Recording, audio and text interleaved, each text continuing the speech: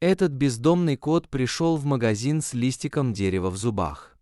А когда продавец узнал причину, то был по-настоящему ошеломлен. Джон, который много лет продавал отборную рыбу в своей лавке и был знакомым и доброжелательным продавцом для всех жителей района, обратил внимание, как этот маленький бездомный кот сидел рядом с его лавкой и целыми часами наблюдал, как люди заходят за свежей рыбой и уходят с покупками в руках. Весь день прошел, и Джонни, как всегда, был очень занят. Но уже на следующее утро бездомный кот вернулся на свое место наблюдения. Малыш подбежал к продавцу, держа в зубах лист дерева. Джонни улыбнулся, но не сразу отреагировал на малыша, который не хотел уходить с пустыми руками. Внезапно маленький питомец запрыгнул на прилавок и положил листик прямо перед продавцом. Сначала мужчина растерялся, но затем, наконец, догадался, в чем дело. Оказывается, бездомный кот был очень умным и, наблюдая за покупателями, видел, как они отдают бумажки и взамен получают еду. Конечно же, кот не знал, что такое деньги, и решил, что лист дерева будет отличным платежным средством. Сердце Джо тронулось настолько, что он отрезал небольшой кусок рыбы и отдал его животному, которое тут же скрылось за ближайшим углом.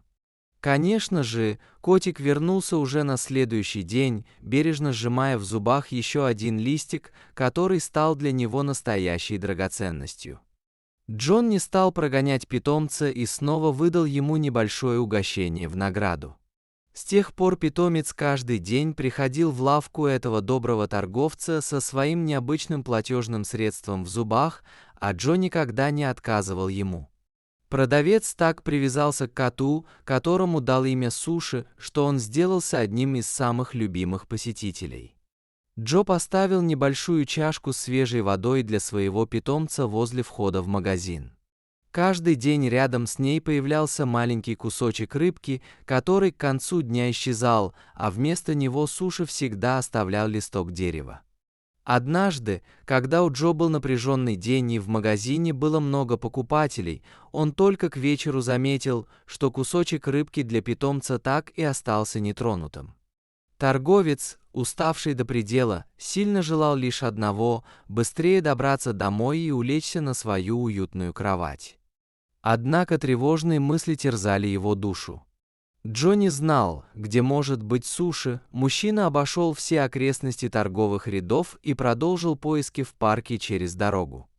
Изнемогший, Джо сел за руль своего автомобиля и решил медленно объехать весь район, осмотреть место, где, по его мнению, мог скрываться этот хитрый зверь. На улице уже смеркалось. Торговец обратил внимание на небольшой комочек шерсти, лежащий на обочине. Джо остановился, чтобы рассмотреть находку, которой оказался раненый кот Суши. Он свернулся калачиком и с трудом дышал рядом с дорогой. Мужчина замер от ужаса, когда несчастное животное повернуло голову в его сторону, а взгляд ослабшего кота словно умолял о помощи. Джо догадался, что Суши попал под колеса машины, и у него едва хватило сил, чтобы отползти подальше от проезжей части. Торговец аккуратно взял Суши в свои объятия. Джо быстро надел куртку и понес его в машину, узнав адрес ближайшей ветеринарной клиники. Он не медлил и поехал туда, надеясь помочь своему маленькому котику. К сожалению, уже было поздно, и клиника была закрыта. Мужчина едва не разрыдался, не зная, как помочь своему питомцу, который стал ему почти родным. Однако, благодаря знакомому, которого он нашел по телефону, Джо получил адрес круглосуточной ветеринарной службы, которая находилась довольно далеко. По пути туда он думал только об одном – успеет ли он добраться до места, пока его раненый питомец не истечет кровью. Ветеринары согласились помочь. Джо был немедленно принят специалистами, так как состояние животного было критическим. Они оперативно осмотрели его и обнаружили серьезные раны на теле, включая несколько сломанных ребер, одно из которых проникло в его легкое, что объясняло его трудности с дыханием. Доктора сразу приступили к срочной операции. После процедуры один из специалистов посоветовал Джо отправиться домой без своего питомца, который должен оставаться под их присмотром. Если кот переживет эту ночь, то у него будет отличный шанс на полное восстановление. С сожалением ветеринар осознал, что существует значительный риск гибели животного. На следующий день Джо попросил родственника заменить его на работе в лавке, чтобы самому не думать о плохом, и направился в ветеринарную клинику. С облегчением ветеринар сообщил, что Суши выжил, но все еще находится в реанимации под капельницами, так как его состояние остается тяжелым. К счастью, иммунитет питомца оказался довольно крепким, и в ближайшие несколько дней состояние котика значительно улучшилось. Когда кот смог самостоятельно есть твердую пищу, торговец из магазина принес ему несколько отборных кусочков самой нежной рыбы. А Суши с удовольствием съел эти аппетитные угощения. Через несколько дней питомец был восстановлен, но у него так и не было собственного дома.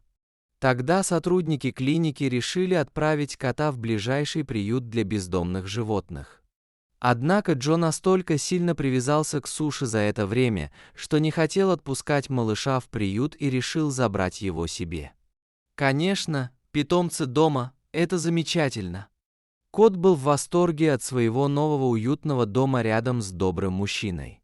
Тот не только вкусно кормил его, но и спас ему жизнь. Джо купил для своего нового друга множество игрушек, но больше всего Суши полюбил небольшой листок и забавную рыбку-пищалку.